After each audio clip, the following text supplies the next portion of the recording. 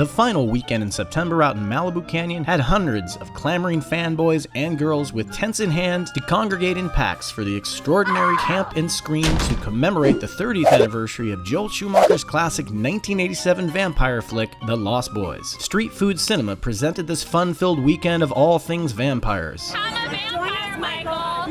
Fans of the film and just cinema fans in general showed up in full vampire fashion to celebrate and honor the film. This looks great for the grunge vampires. Some of the best food trucks in the nation showed up to feed the ravenous undead for this event, with even some tasty grub in the vein of the film. You guys make grilled cheese with a side of flesh? Maybe a little blood sauce on it? Is that something you guys are up to doing? So the first one is black tiger shrimp, jumbo size grill with spicy mayo and romaine lettuce. Then the second one is lobster tail grill with blueberry chipotle, avocado slice, and micro mix. And the third one is fish tempura style with our own tartar sauce and romaine lettuce. Saturday was full of exciting and fun-filled events like vampire training courses, 3, 2, 1, eternal life!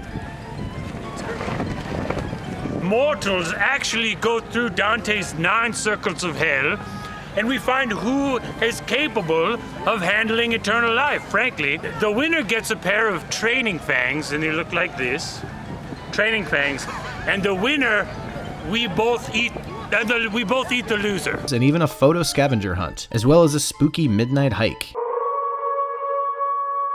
The full bar and beer garden were also in full swing, offering a variety of assorted craft beers and signature cocktails. The attendees had plenty of time to pitch their tents before heading over to the main field to watch an amazing performance by singer-songwriter G. Tom Mack to lead into the big event, the screening of the film. Last fire will rise behind those eyes.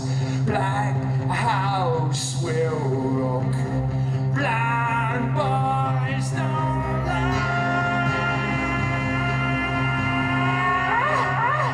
Ben got up briefly with the singer to chat not only about his classic track and theme song of The Lost Boys, Cry Little Sister, but also about his upcoming musical based on the film. Was your song originally supposed to be sort of the main score through the film? Because it does play several times throughout. Was that always intentional?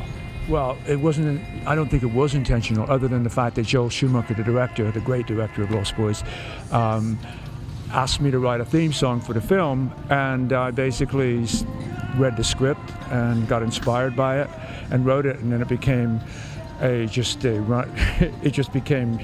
he wanted it everywhere in the movie. 5 years ago I started thinking this could be I was thinking the idea, can I make this into a musical? I studied musical theater back in the day, and I thought, well, might as well apply these skills to that, and it's a completely different thing doing a musical. So, and it's all about the book, which is the script, if you will, in the musical world. So I started working on it piece by piece, and it all started to come together in the last couple of years, in which, we got it to a really good place, wrote all the songs. Of course, Cry Little Sister is going to be in there, but there's all new songs that are all very much of a sort of prequel-esque thing. You find out where David's from, you find out where all the other vampires came from, and how they all came together. Last thing I want to ask you, what's your favorite film of all time? Favorite film of all time? Oh my God. As I get a little older, I think Goodfellas is probably going to prioritize a bit over Godfather. Or rewatchable, right? Thank you again so much. You bet, Ben. Thank you. Your pleasure. Cheers. He wasn't the only one in attendance. John caught up with Dwayne himself, actor Billy Wirth. You got to work with these other 3 actors who played the vampires in the film, your little band of vampires. Did you guys have a special camaraderie or form any kind of lasting bonds while working on the film? Definitely a lot of camaraderie, and Brooke McCarter became my best friend from the day I came out to California, and he picked me up at my agent's office and took me up to Mulholland, showed me the city, and we started bonding right there. And we both had the same agent. We both have mothers born on the same day, which is crazy, June 24th.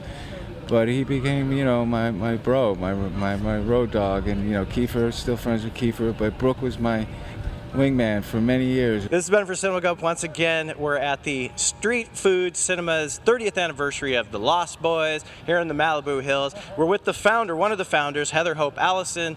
Heather, it's the 30th anniversary of The Lost Boys. Why this location and why this film, other than the fact that it's the 30th anniversary? Well, this location, because it's probably one of the most gorgeous in Los Angeles. We have over 500 acres for camping and activities, and The Lost Boys, one of the most classic vampire movies ever made. Very hip, very cool, great soundtrack, great actors, and it really lends itself to something that's a little bit more integrated and experiential.